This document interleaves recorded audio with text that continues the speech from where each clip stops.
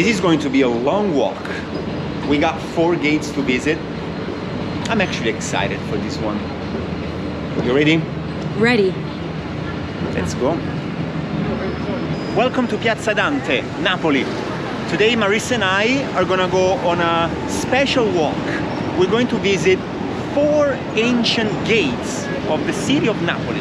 We're gonna start here with the first one, Portalba. I can see it from here. We got 3 more to see. So, without further ado, let's get on this walk. Napoli is a very ancient city. It was founded by Greeks. It was called Neapolis, from the Greek new city. Being this old, it obviously has architecture that dates back centuries and centuries ago. When you come to Napoli, you see that. You see that in the buildings, and you see that in the signs all over the city. Another thing that sometimes tells you that a city is really old are the walls. Napoli used to have walls all around it, but then over the years, obviously, it changed. Some of them got destroyed. Some of the things that are left of those walls are actually the gates. Napoli used to have 25 gates. Right now, there's only 4 left. They are still standing. The first one here is called Portalba. Porta, gate, Alba, from the name of the Duke d'Alba that built it. The first gate, Portalba, is located in the area of Piazza Dante, where we are right now. Piazza Dante before was called Largo Mercatello. When I say before, I mean centuries ago. Largo Mercatello, because there used to be a small square with a small market. Mercatello, small market, to differentiate it from the main market in Piazza Mercato of Napoli. And to access this market, they actually built a gate to facilitate the entrance for people coming to the market. Nowadays, Portalba is synonym of bookstores. For my generation and all Neapolitans, coming to Portalba means coming to the bookstores of Portalba, seeing old books, newer books but on sale, finding deals. When you're a kid, you actually come here to get your books for school. When you get older and you go to college, you come and get your books for college. And just in general, when you want to read a nice book, you come here and browse, sometimes for hours, like I used to do, to find the right book for you. Of all the gates that we're going to visit today, this has a very sentimental value to me. Browsing books through all the bookstores, walking to college through this gate, you know, for years and years. This one is also the most famous gate that we're going to see, and really well preserved, even though we can see that they're actually redoing it, because there's always some kind of work in progress in Napoli, something that needs to be fixed. But anyway, I like this a lot. Not that I don't like the other 3, you'll see, but this, sentimentally speaking, I love it. Now this is a book that a ton of Neapolitan families have. It's called Antica Smorfia Napoletana. As you can see, it's really thick. You can read in this book all the different interpretations to your dreams. You dream of something, you go to that book, and then you find out what number corresponds to that specific dream. And you go to a tabacchi and play the national lottery. Some people actually do win, you know, with their dreams. And there's a tradition of Neapolitans reading the book and then going to the tabacchi to bet on the lottery and try and win and change their lives thanks to a dream. Let's walk on the other side of Portalba.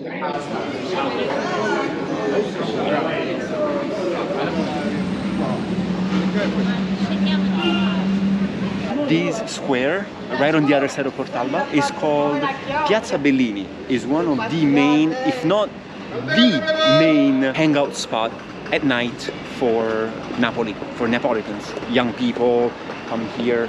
What's cool about this square is that there's literally ancient ruins right in the middle of the square.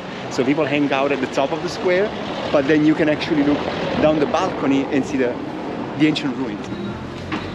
This is such a beautiful square. There's so many contrasts, some very beautiful buildings, like this one here, the Brau building. It's actually a library where you can come and study. Right next to it, there is this ancient building that almost looks decrepit, but it's actually still there. And then you've got this other building here with statues or busts, I should say, of people on the outside, old, ancient lords that lived in Napoli, and then a ton of bars and restaurants and places where you can eat. And obviously, because we're in Italy, there's also an olive tree just in the middle of the square by a scooter parking lot, actually.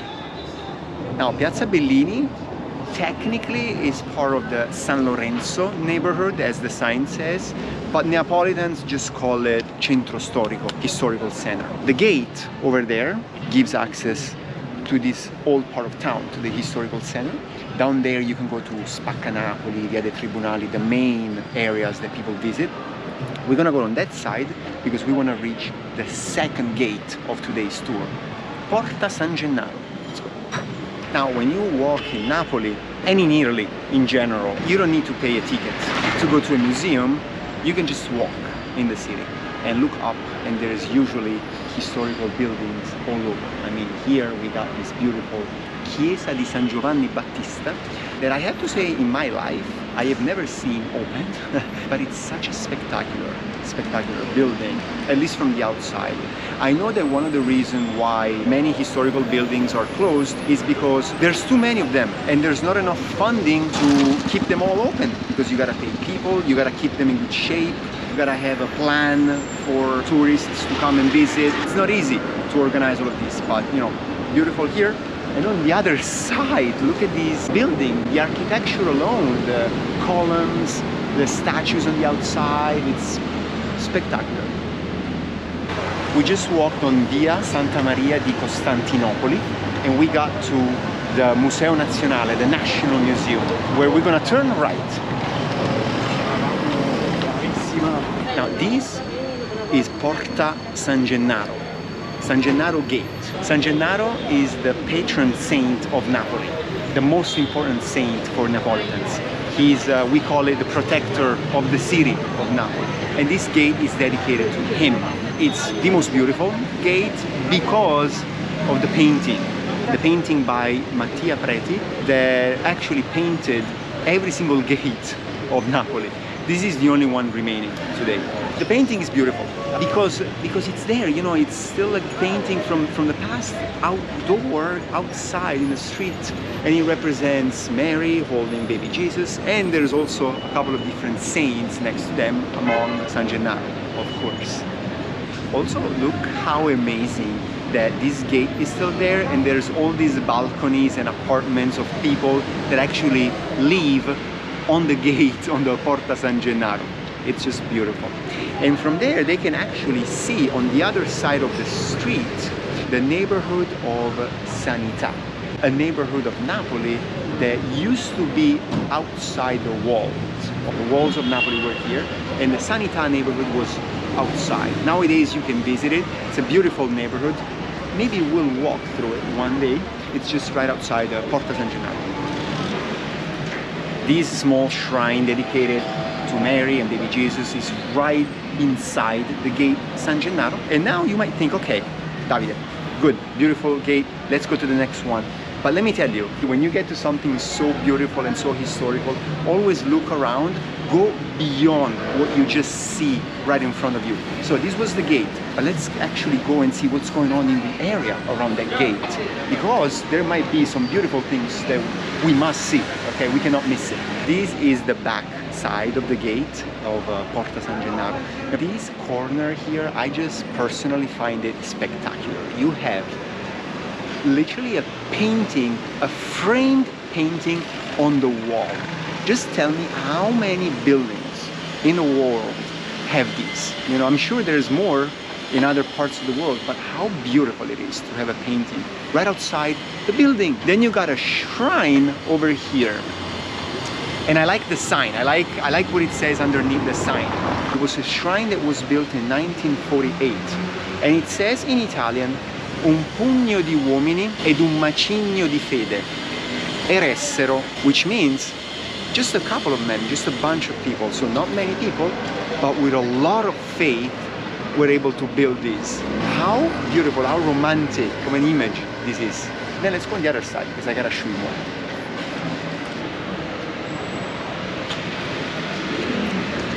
And right around the corner, look at this church. Look at how beautiful the outside is, the statues And right on the other side of the church, there's just buildings. People live here. You gotta remember that anywhere you walk in Napoli, that's a neighborhood where people live. So it might look like a museum to you, to me. Everything is so historical, but people actually live here. We've seen down here a hardware store right below the piece of art, the painting, and then a butcher right underneath the sign of Via Porta San Gennaro, and then all just these regular buildings right outside this main church here.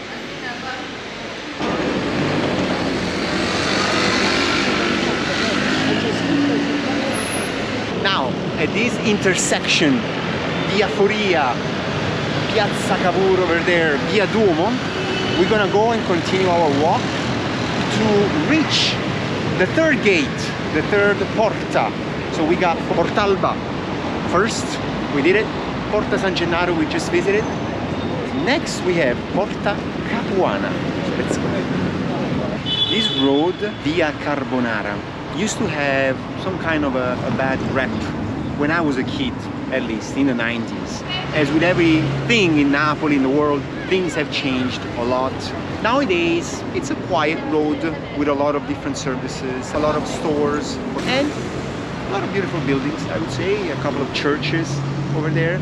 And it's also a very important road because it connects a part of town, the Sanità neighborhood, Piazza Cavour, Via Foria, where we were walking on right now, with the train station area, a major hub for Neapolitans, obviously. And that's where we're going, more or less, right now. We got here right at 12. Listen to the bell. So, Porta Capuana is over there in the distance. We're gonna go and see it and walk through it. A little bit of traffic. I like where this Porta is located because it doesn't really have any buildings around. It's just a standalone gate. There is this church here. There's what we call the Tribunali area, the core area. Over there in the distance you can see by the train station. About this church, the name of the church, Capuana, Porta Capuana, Capuana Gate, comes from the Capuano castle that used to be in this area. It's an old gate. I like it. I like the color and the structure. It's very simple, doesn't have a lot of art like Porta San Gennaro, or doesn't have a lot of business going on like Portalba. It's a cute little gate of Napoli. Now from this side you can see the gate entrance and the two watchtowers on both sides, really big towers, and the last piece of the ancient wall of Napoli, or one of the last pieces of the ancient wall of Napoli, still here, that end on the other side with another tower hidden by some buildings. This is a beautiful gate. It's truly majestic, and it's kind of like a heavily trafficked area of Napoli because once again here we're at an intersection between a couple of major roads that connect different neighborhoods of Napoli. What a city of contrasts that Napoli is. In one view you have a beautiful, beautiful yellow building, the decorations, the architecture itself, it's so unique. Right next to it, you have this other building, mass-produced, not a lot of identity.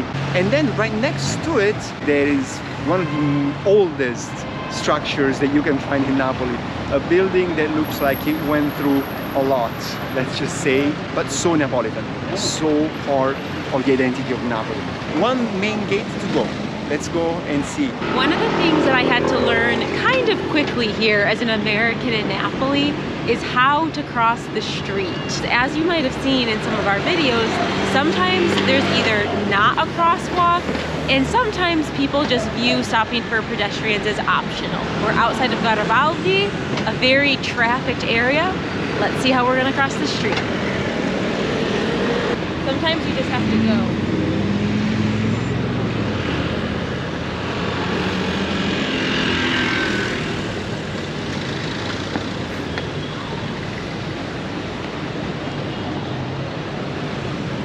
Okay, we made it. So Marissa just crossed the street over there in Garibaldi Square, the train station square basically.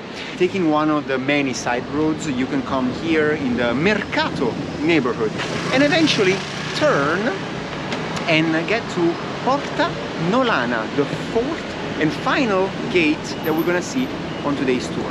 Look at this. Look at this small yellow bucket. A ton of people in Napoli have it. And it's basically a bucket that they use to get stuff delivered to them. They usually pull it all the way down to the street level, and some people might put food, groceries, something that they ordered, let's say, from local stores, and just bring it back up. How lucky that we got to see it like live. The way I see it, Porta Nolana is the only gate of the 4 remaining in Napoli that still is in a situation similar to the one where it was back in the days. What that means is that there is still a market right by it. Portalba has newer and modern bookstores. Porta San Gennaro has just a vibrant, beautiful neighborhood.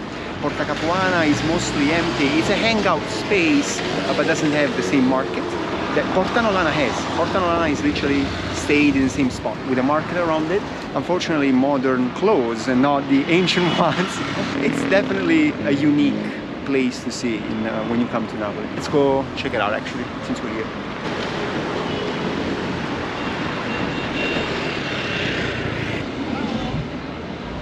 What I like of this gate is that this one has a balcony inside the tower.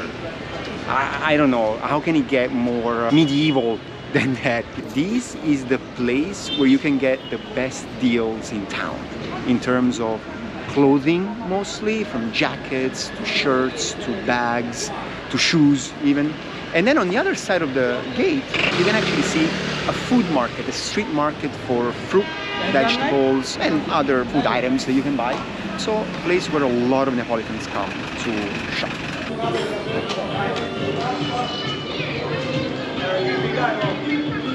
Let me walk you through the street market of Porta Nolana. We just entered as if we entered Napoli. On this side road you can see the food market. So what kind of things are in this market? All kinds of food that you can imagine, from fruit, vegetables, obviously seafood and meat. Also like products for the house, so hardware and cigarettes. But not the regular cigarettes that the government of Italy sells, but counterfeit cigarettes, we call them in Napoli. They're usually much cheaper than the ones you can get from the store. Usually everything is cheaper in these street markets all over Napoli. In other countries you gotta go to the grocery store to get something cheap, but in Napoli you still gotta go to these street markets to get the cheapest or the best deals. Well, this is the end of the Porta Nolana street market, and it's also the end of today's video. We hope you enjoyed walking with us through the 4 gates of Napoli. Thank you very much, Marissa, for being the best camera woman. I cannot wait to show you even more of the city of Napoli. See you on the next video of the Neapolitan series. Ciao!